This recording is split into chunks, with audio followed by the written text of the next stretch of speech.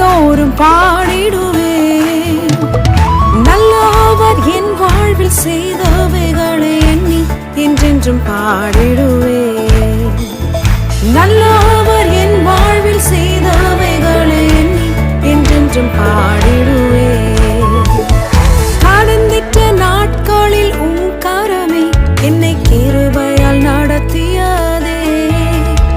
காலக்கங்கள் நெருக்கங்கள் சூழ்ந்திட்டது, கர்த்தாவே சுமந்திட்டீரே.